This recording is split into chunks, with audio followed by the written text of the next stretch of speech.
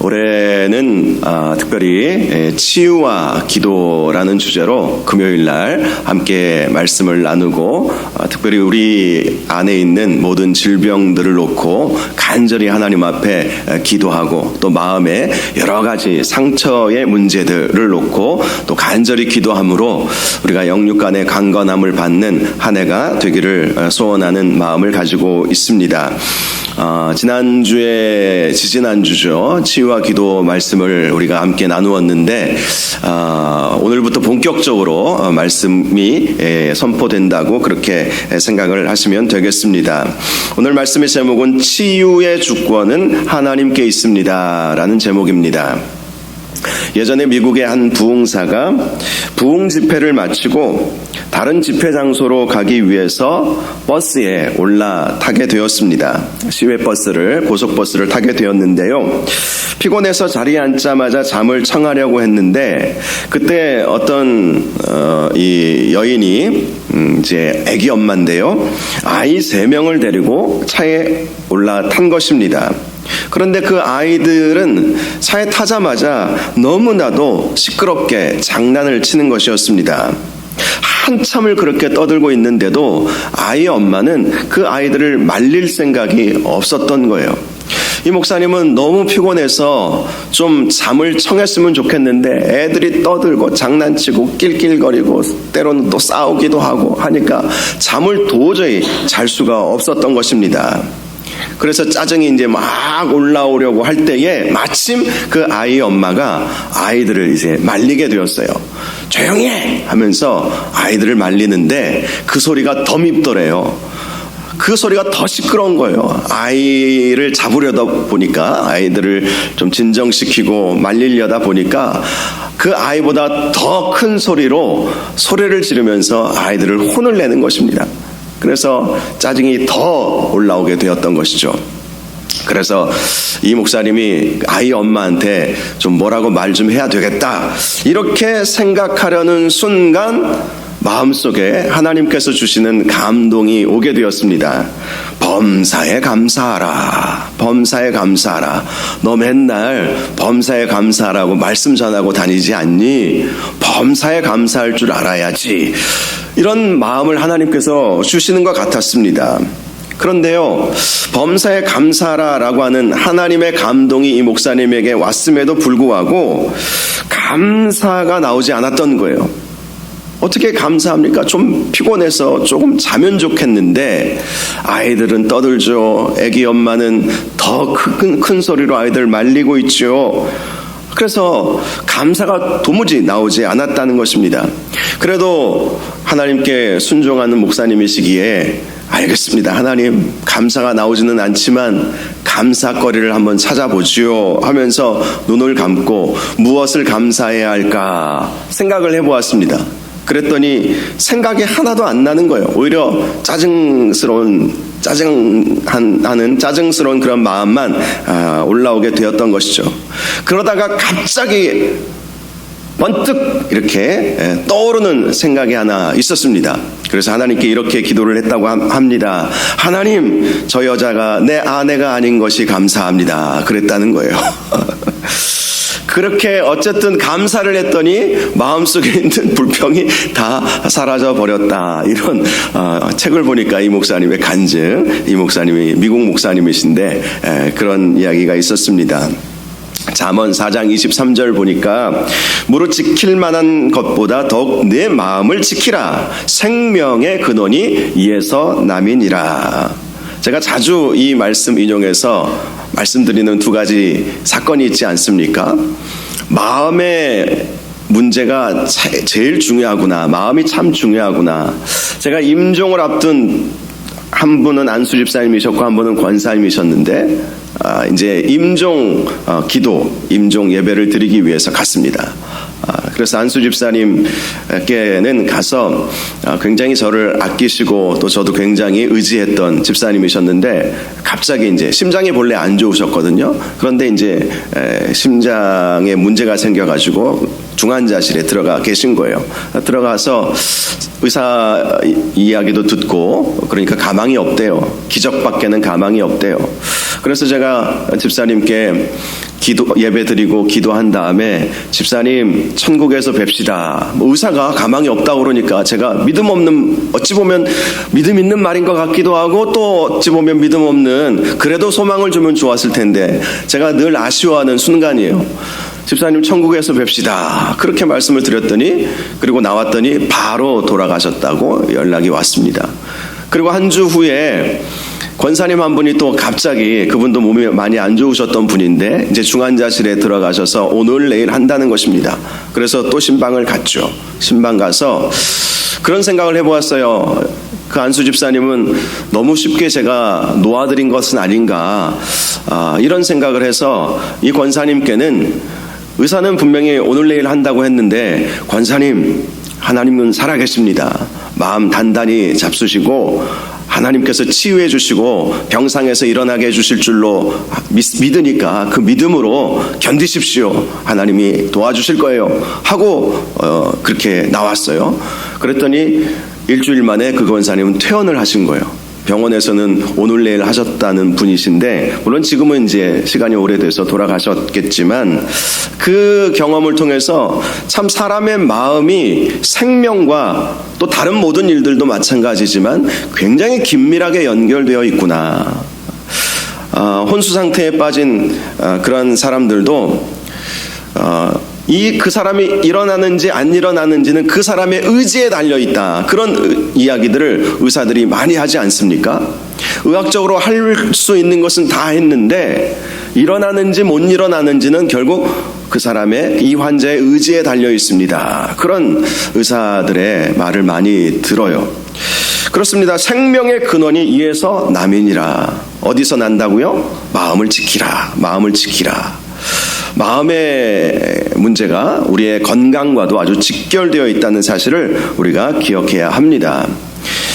디모데후서 1장 7절을 보니까 하나님이 우리에게 주시는 것은 두려워하는 마음이 아니요 오직 능력과 사랑과 근신하는 마음이다 라고 말씀을 합니다.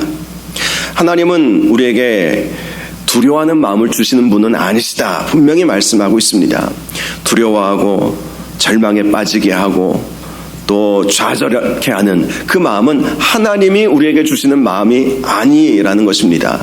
하나님은 우리에게 능력과 사랑과 근신하는 마음을 주시는 하나님이시기에 우리가 때로는 육신이 연약해지고 또 여러 가지 아픔과 상처로 인해서 마음이 어려울 때에 이것은 이 마음의 문제, 내가 확실히 마음을 붙잡아야 되겠다 이렇게 생각하시고 두려워하는 또 절망스러운 그런 마음이 있다면 이것은 하나님이 주시는 마음은 아니다 확신하셔도 됩니다.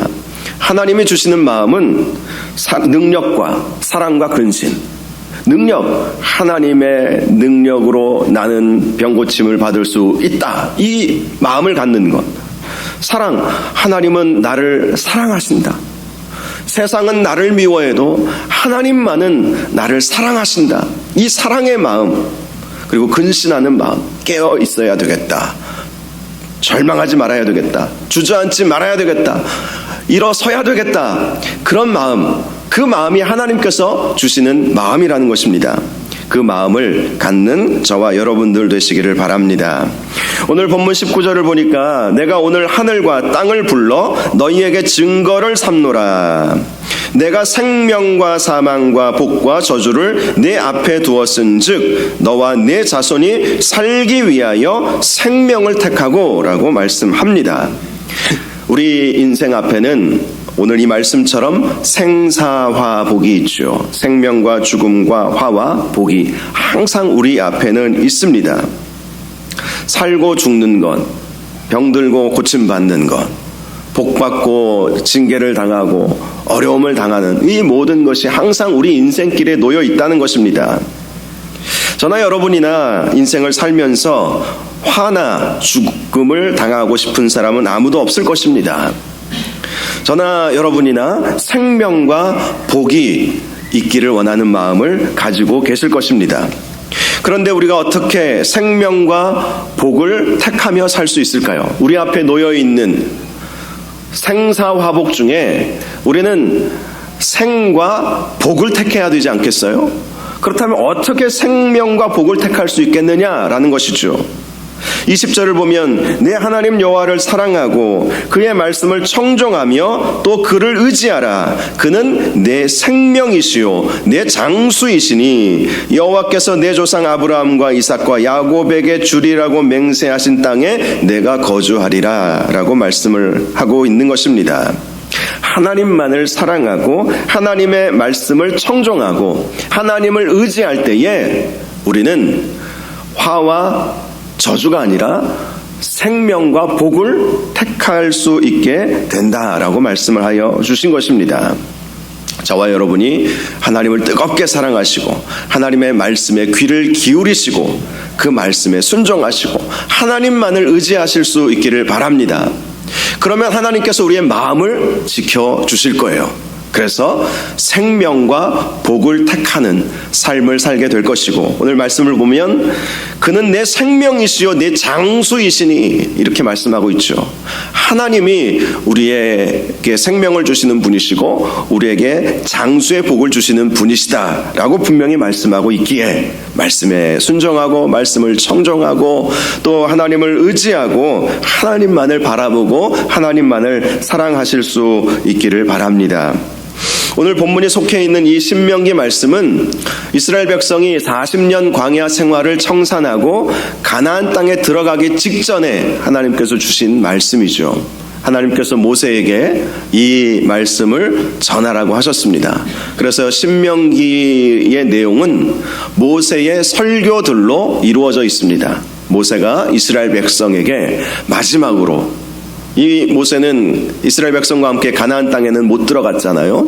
그래서 이스라엘 백성에게 준 유언과도 같은 말씀, 특별히 신명기 말씀의 가장 핵심적인 말씀은 하나님 말씀대로 순종하면 반드시 복을 받는다.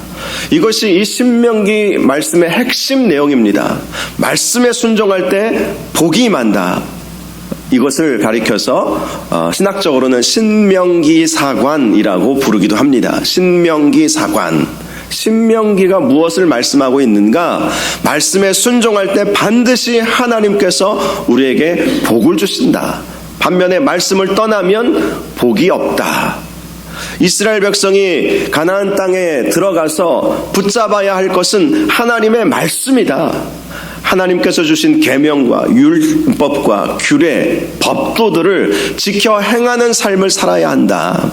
그래야 가나안 땅이 너희 땅이 될 것이고 그 땅에서 영원히 살 것이고, 그래서 오늘 20절 말씀에도 아브라함과 이삭과 야곱에게 주리라고 맹세하신 땅에 네가 거주하리라. 어떻게 할 때요? 하나님을 사랑하고 하나님을 의지하고 하나님의 말씀에 순종할 때 가나안 땅에 거주할 수 있을 것이다. 가나안 땅이 너의 땅이 될 것이다 라고 말씀하여 주셨던 것입니다. 자, 그런데 우리가 이 이스라엘 백성의 가나안 땅의 이 삶을 생각해 보면 하나님께서 분명히 은혜 주셨던 삶은 분명합니다. 하지만 가나안 땅에 가기 전에 40년간 광야 생활에서 이스라엘 백성은 많은 어려움들도 겪었어요. 특별히 그들이 이 죽음의 문제 앞에서 고통을 당했던 것을 볼 수 있습니다. 하나님은 분명히 이스라엘 백성을 출애굽시키시고 나는 너희를 치료하는 여호와임이라 라고 말씀하시면서 애굽에서 내렸던 질병을 하나도 너희에게는 내리지 않겠다라고 말씀해 주셨지 않습니까? 그런데 이스라엘 백성은 실제로는 그렇지 못했어요. 광야에서 많은 질병에 걸려서 죽었습니다. 물론 그것이야 하나님의 징계일 수도 있죠. 출애굽 1세대들은 가나안 땅에 들어갈 수 없었기에 20세 이상, 출애굽했을 때 20세 이상의 모든 사람들은 광야에서 다 죽지 않았습니까? 그래서 다 죽었는데 그들은 대부분 질병의 문제로 죽게 되었다는 것이죠. 분명히 하나님은 애굽에서 내렸던 그 질병을 너희에게 주시지 않겠다고 하셨는데 왜 이들이 질병의 문제 때문에 죽임을 당하게 되었겠습니까? 그것은 출애굽기 15장 26절을 보면 알 수 있어요. 너희가 너희 하나님 나 여호와의 말을 들어 순종하고 내가 보기에 의를 행하며 내 계명에 귀를 기울이며 내 모든 규례를 지킬 때, 애굽에서 내린 질병을 하나도 너에게 내리지 않겠다라고 말씀해 주셨기 때문인 것이죠. 한마디로 이스라엘 백성이 40년 광야 생활을 통해서 수많은 질병에 걸려서 그들이 죽을 수밖에 없었던 것은 하나님의 말씀에 순종하지 않았기 때문이라는 것을 우리에게 보여주는 것입니다. 그 대표적인 두 사건이 민수기에 나와 있어요.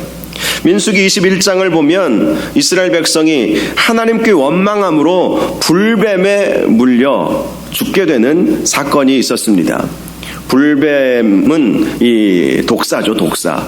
독사에 물려서 그 독이 온몸에 퍼짐으로 인해서 당시에는 해독제가 없었기에 그 불뱀에 물리면 다 죽는 그러한 일이 있었던 것이죠. 당시 이스라엘 백성은 물이 없음으로 인해서 하나님을 원망했습니다. 그리고 하나님께서 그들에게 만나와 메추라기를 내려주셨음에도 불구하고 너무 오랫동안 그 음식을 먹다 보니까 그들이 이런 말을 해요. 하찮은 음식이라고. 하나님께서 그들의 생명을 살리기 위해서 광야 생활에 그들이 굶지 않도록 하기 위해서 날마다 아침에는 만나를 저녁에는 메추라기를 보내주셨는데 너무 오랫동안 그것을 먹다 보니까 그들은 하찮은 음식이다 이렇게 생각을 하고 하나님 앞에 원망했던 것입니다. 그래서 하나님께서 불뱀을 보내셔서 원망 불평에 빠져있는 이스라엘 백성들을 물어버리게 하셨죠. 그래서 많은 이스라엘 백성들이 죽임을 당할 수밖에 없었습니다. 그런데 하나님께서 한 가지 해결 방법을 주셨죠. 놋뱀을 만들어서 높이 올리게 하고 그것을 쳐다보면 살리라 라고 말씀해 주셨습니다. 하나님은 어떤 징계에 의한 질병을 우리에게 허락하신다 할지라도 해결책을 반드시 주시는 하나님이시죠. 이 놋뱀은 십자가에 달려 죽으신 예수 그리스도를 예표하는 사건이기도 했어요. 그렇다면 신약시대에 우리가 놋뱀을 달아놓고 그걸 보면 사는 것이 아니라 예수 바라보면 산다는 것이죠.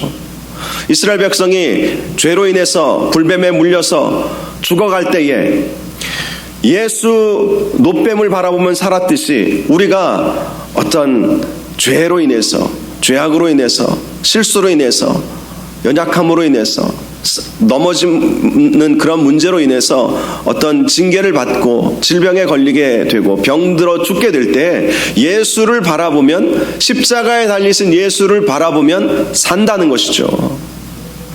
높은 뜻 숭의교회를 개척하셨던 김동호 목사님이 그런 간증을 하시더라고요. 갑자기 우울증이 왔대요. 갑자기.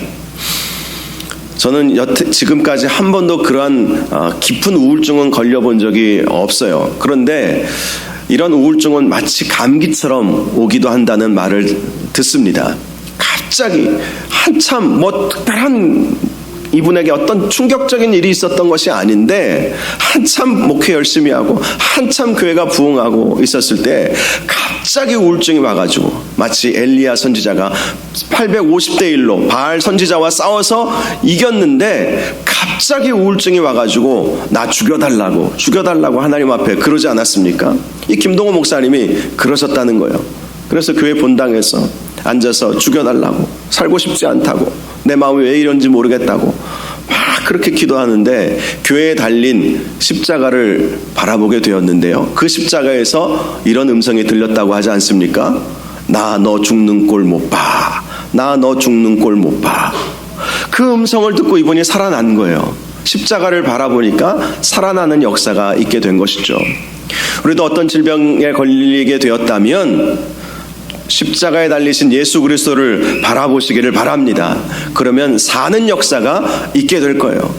치료의 주권은 하나님께 있기 때문에 우리 주님을 바라보면 우리 주님께서 선하게 역사하여 주실 것입니다. 다음으로 나와 있는 사건이 25장에 보면, 민수기 25장에 보면 이스라엘 백성이 간음으로 인해서 전염병이 돌았던 사건에 대해 말씀을 해주고 있습니다. 당시 가나안 땅에 들어가기 전에 이스라엘 백성은 모압 평지에 거하고 있었어요. 모압 평지. 그러니까 모압 왕 발락이 좀 두려운 마음도 있고 저들을 좀 무너뜨려야 되겠다 이런 생각을 하게 되어서 발람이라고 하는 이방인 선지자에게 저 모압 평지에 진치고 있는 저들을 저주하라고 시킵니다. 그래서 발람 선지자가 이스라엘 백성을 저주하려고 산 꼭대기에 올라가서 저주를 퍼부으려고 했는데 하나님께서 그의 입을 저주가 아니라 축복이 나오도록 만들어 버리셨죠. 그래서 저주를 못했어요. 그러다 보니까 발람 선지자가 꾀를 내가지고 발락 왕에게 모압의 아름다운 여인들을 그 진치고 있는 이스라엘 백성 그 회중 안으로 들여보내십시오. 그러면 필히 저들의 남자들이 간음하고 또 모압이 섬기는 바알을 섬기게 될 것입니다. 그런 꾀를 알려준 거예요. 이게 바로 발람의 꾀라고 말하는 것이죠. 실제로 발람 선지자의 말대로 발락이 모압의 아주 예쁜 여인들을 이스라엘 회중 안으로 집어넣었습니다. 창녀들이죠. 그리고 이스라엘 남자들은 다 간음을 해버리는 거예요. 많은 사람들이. 결국 하나님께서 진노하셔서 이스라엘 백성에게 연병을 내리십니다. 연병 안에 이런 말이 있죠. 이 연병의 히브리어가 나가프라고 하는 단어인데요. 번역하면 무서운 전염병을 연병이라고 말합니다. 연병. 사실 우리 어감으로는 안 좋은 말이기는 해요. 연병. 무서운 전염병을 돌게 하는 거예요. 음행한 자들을 하나님께서 다 죽이시고 그 죽은 사람이 남자만 24,000명이나 되었으니까 당시 얼마나 이 음행의 문제가 이 모압 평지에 진치고 있었던 이스라엘 사회를 어지럽혔는지 우리가 충분히 짐작할 수 있죠. 그런데 이 음행에 빠진 24,000명의 남자들만 죽게 한 것이 아니라 이스라엘 회중 안에 무서운 전염병이 돌게 하여 주셨던 것입니다. 이것이 바로 이스라엘의 죄악으로 인한 하나님께서 주신 징계의 결과였던 것입니다. 하나님의 말씀에 순종하지 아니하면 이런 질병들이 온다는 것을 분명히 말씀해 주고 있습니다. 물론 우리에게 오는 모든 질병들이 다 죄의 결과는 분명히 아닙니다. 그것은 우리가 확실히 알고 계셔야 합니다. 욥의 경우를 보면 욥이 죄지어서 질병을 얻게 된 것이 아니었죠. 사단의 시험도 있습니다. 죄의 결과도 있고 사단이 우리를 시험하기 위해서 하나님의 주권 아래에서 사단이 우리에게 주는 질병도 있습니다. 때로는 우리가 나이 들어감에 따라서 노화 현상에 의한 자연스럽게 우리가 질병에 걸리기도 하죠. 겨울이 되면 어김없이 독감이 유행하지 않습니까? 독감 걸렸다고 해서 여러분 내가 뭔 죄를 졌을까 이렇게 생각할 필요는 없습니다. 그래요. 우리가 노화 현상이라든지 여러 가지 원인에 의해서 질병이 올 수도 있는데 그런데 질병의 이유보다 더 중요한 것은 우리가 질병에 걸리게 되었을 때 바라보아야 할 분은 하나님이시다라는 것이죠. 하나님만이 생사화복을 주관하시기에 하나님을 바라보면 살 수 있다. 그 믿음으로 우리가 질병의 원인이 어디에 있든지 물론 죄 때문에 오는 질병이라면 하나님 앞에 회개하고 다시 한번 결단하는 시간을 가지면 되겠죠. 그러나 노화 현상이라든지 또 여러 가지 원인으로 의해서 우리가 원치 않는 질병에 걸리게 되면 먼저 하나님을 바라보셔야 됩니다. 십자가에 달려 돌아가신 예수 그리스도를 바라보셔야 하는 것이죠. 신명기 8장 2절을 보면 내 하나님 여호와께서 이 40년 동안 내게 광야 길을 걷게 하신 것을 기억하라. 이는 너를 낮추시며 너를 시험하사 내 마음이 어떠한지 그 명령을 지키는지 지키지 않는지 알려 하심이라. 이런 말씀이 있습니다. 40년 광야 생활은 이스라엘 백성들에게 있어서 참으로 힘든 시간이었던 것도 분명합니다. 물론 그 40년 기간 동안 하나님께서 입히시고 먹이시고 함께 하시고 하나님의 임재를 경험케 하시는 은혜도 있었지만 육신적으로 생각해 보면 너무 불편한 때가 40년의 광야 생활이었죠. 자는 것도 불편하죠. 먹는 것도 힘들죠. 씻는 것도 불편하죠. 얼마나 힘들었겠습니까? 너무 힘든 삶이 광야 생활이었던 것입니다. 그런데 하나님께서 왜 그들에게 40년 광야 생활을 허락하셨는가 하는 것이죠. 그 이유에 대해서 이렇게 말씀하는 것입니다. 너를 낮추시며 너를 시험하사 내 마음이 어떠한지 그 명령을 지키는지 지키지 않는지 알려 하시기 위해서 광야와 같은 고난이 우리에게 온다는 것입니다. 질병도 광야와 같은 고난의 한 종류라고 할 수 있지 않겠습니까? 그러므로 그 질병이 우리에게 왔다면 하나님께서 나를 낮추시고자 하시는구나. 그럼 우리가 겸손하면 되죠. 하나님께 겸손해야 되겠구나. 하나님께서 나를 겸손케 하시려고 이러한 질병을 주시는구나. 어떤 목사님이 목회도 참 잘하셨는데 암에 걸리신 거예요. 암에 걸리시고 난 다음에 자기 자신을 다시 한번 돌아보는 시간을 갖게 되었다고 합니다. 그리고 내가 얼마나 교만했었는가 그 사실을 발견하고 나서 하나님의 은혜를 구하게 되었대요. 그리고 암 수술도 하나님의 은혜로 잘 받고 항암치료 힘든 과정이었지만 항암치료도 잘 받고 그렇게 이제 건강을 지금 많이 회복하셨는데 그 목사님이 이런 고백을 하더라고요. 질병에 걸려서 하나님 앞에 기도하는 그 기도, 질병에 걸렸을 때 했던 그 기도는 이전에 했던 그 어떤 기도보다도 더 간절한 기도를 드렸다는 거예요. 그리고 이전에 늘 하나님 말씀 보고 하나님 말씀 가르치고 또 하나님 말씀을 전하고 그러한 삶을 살았는데 질병에 걸린 이후에 본 하나님의 말씀은 그 이전의 말씀과는 전혀 차원이 다른 말씀으로 자신에게 다가오게 되었다는 그러한 간증을 들어보게 되었습니다. 그렇지 않겠습니까? 하나님이 원하시는 것은 바로 그거예요.